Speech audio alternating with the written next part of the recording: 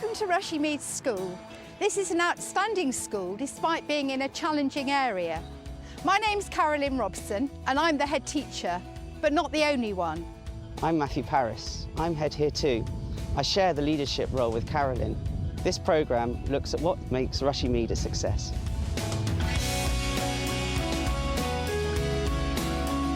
Lots of points awarded for good practice, good teamwork. Du saucisson. C'est super.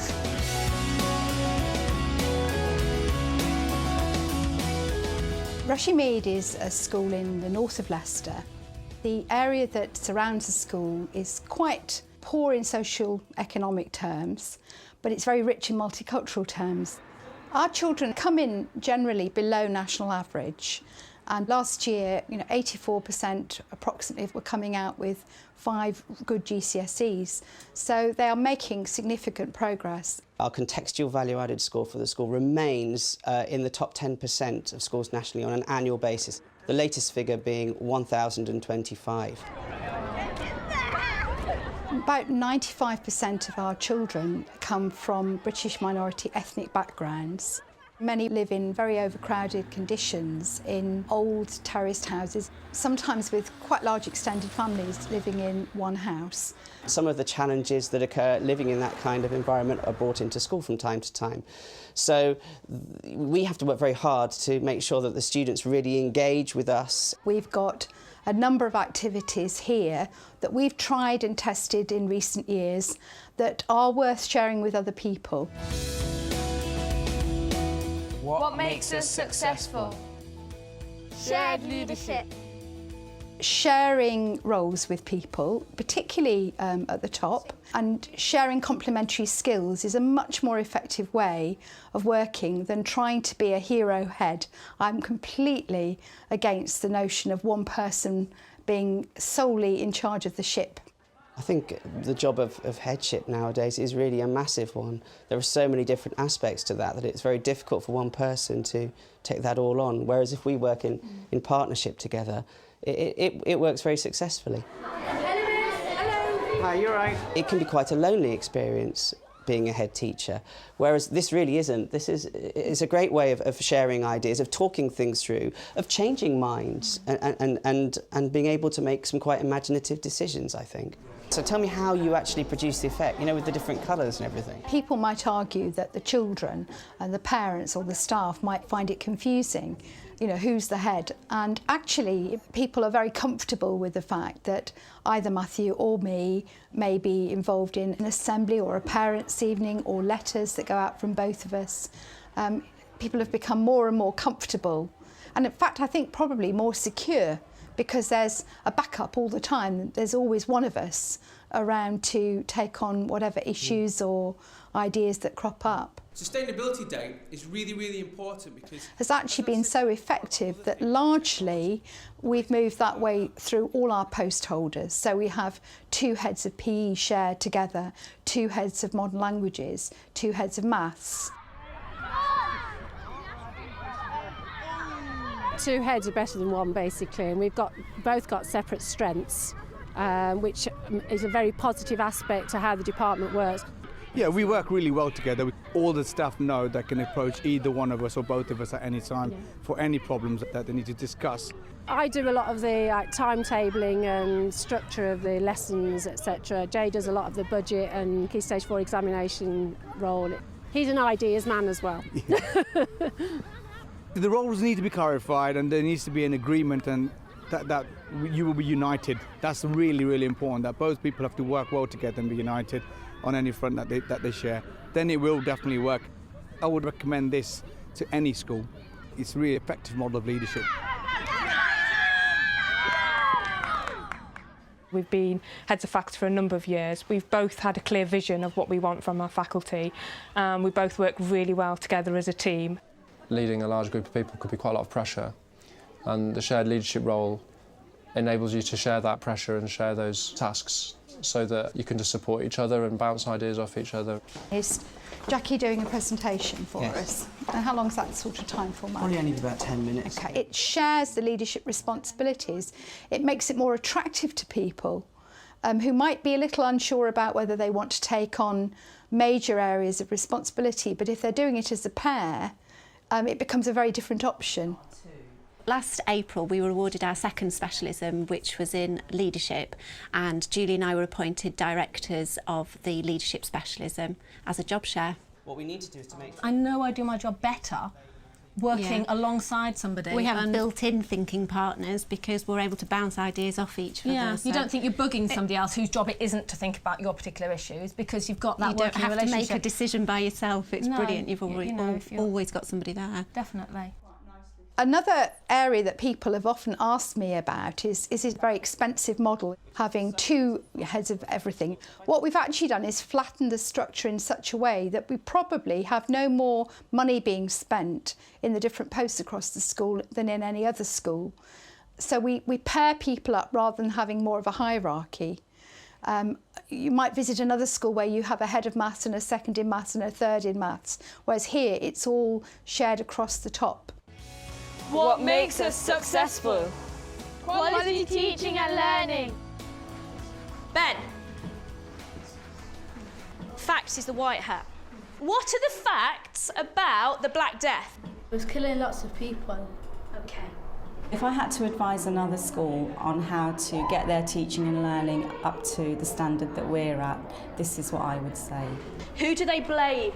Kasim. Go out into your school, drop into lessons, talk to the staff, and you will always find some staff in your school who are really passionate about teaching and who see themselves as craftspeople. And then find mechanisms, formal and informal, to enable them to share that with their colleagues. The red hat is your thoughts. What do you think? They couldn't help them because they didn't have medicines. There you'll reach the ones who are on the edges of that, who want to be good, who have some passion, but maybe it's dormant.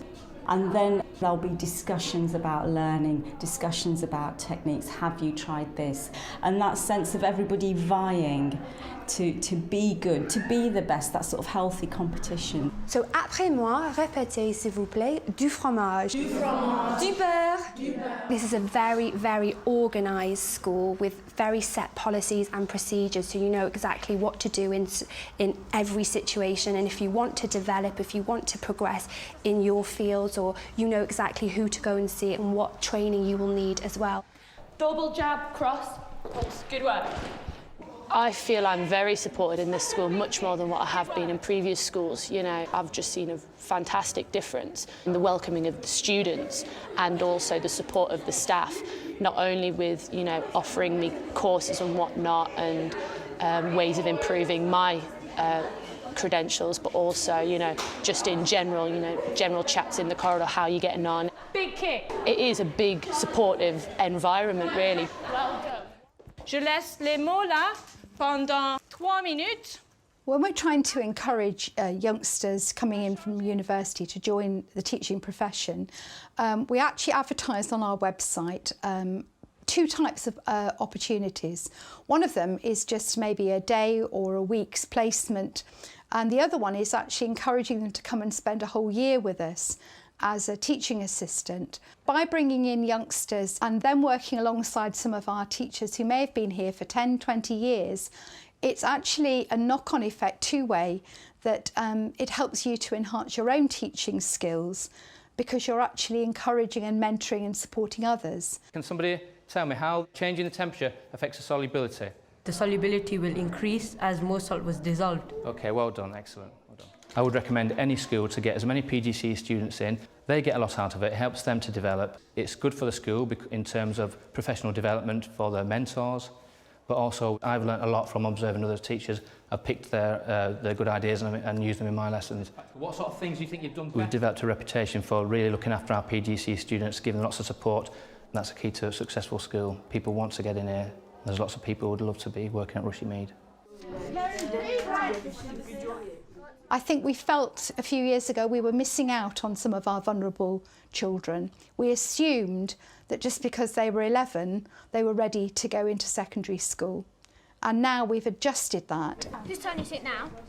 At Rushey Mead we call this provision Tailored Learning Curriculum, which is TLC for short, and it is actually a nurture group.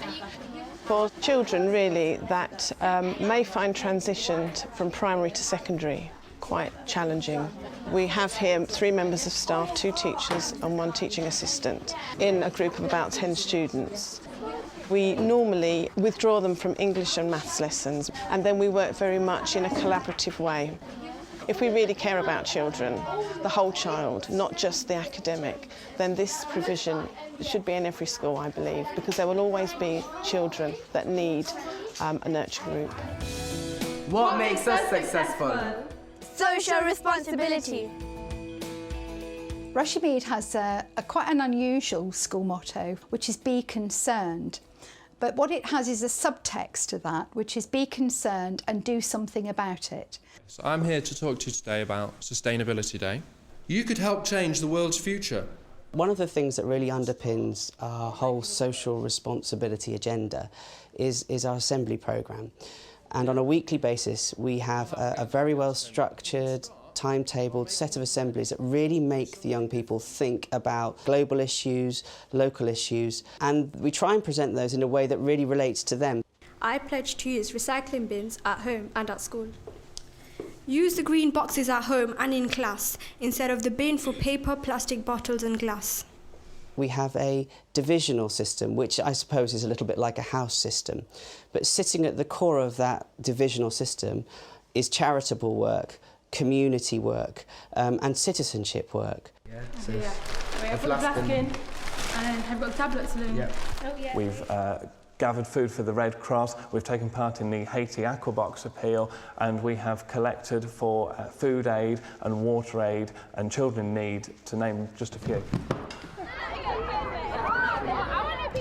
One of the things that makes Rushey Mead School here in Leicester very special is that we've got our own charity called the Rushey Mead Foundation.